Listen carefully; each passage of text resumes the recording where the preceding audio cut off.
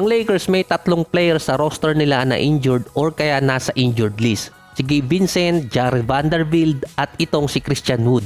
Si Cam Reddish kasi injured din pero babalik na siya. Sa 3 unang nabanggit ko kanina, si Christian Wood ang potentially hindi makabalik sa regular season dahil sa injury na nakuha niya pa nung last February.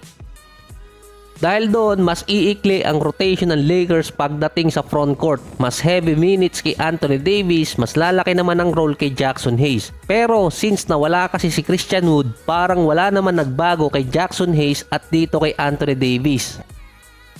So isa lang kasi ang possibility doon, magkaroon ng isang bakanting spot sa roster ng Lakers kapag si Christian Wood ay tuluyang hindi makapaglaro sa regular season.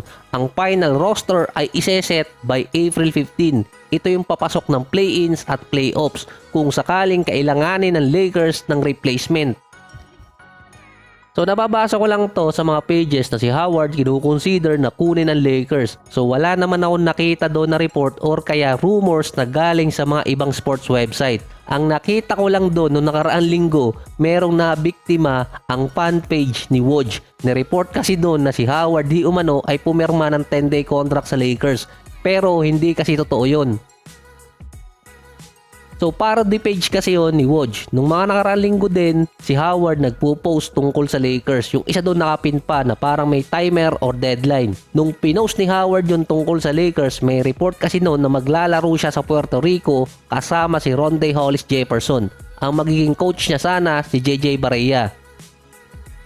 Na-excite noon ang mga fans ng BSN dahil maglalaro sa kanila si Howard after nga maglaro dati ni DeMarcus Cousins.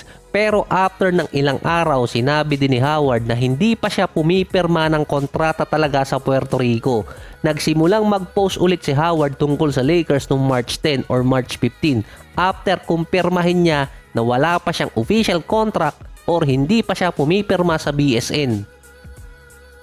So dalawa lang yan, si Howard may deadline sa BSN 10 araw mula ngayon dahil April 2 magsisimula na ang season doon. Kung official nang pumirma ng kontrata kasi si Howard nung unang ni-report na maglalaro siya sa Puerto Rico nung first week ng March, hindi siya makakakuha ng at least 10-day contract sa NBA. Iba kasi ang senaryo niya kumpara kay Isaiah Thomas na naglalaro kasi si IT sa G League kaya pwede siyang kunin ng mga NBA teams kasi listed pa siyang free agent. Si Howard kasi free agent pa rin until hindi siya pumipirma ng kontrata sa BSN. Kaya agad siya nung nag-post tungkol sa paglalaro niya sa Puerto Rico na wala pa siyang official contract noon at hindi pa siya pumipirma. Si Howard kasi nagpahiwatig sa NBA at nagpo-post ulit ng tungkol sa Lakers 7 days after nilabas ang report tungkol sa Puerto Rico.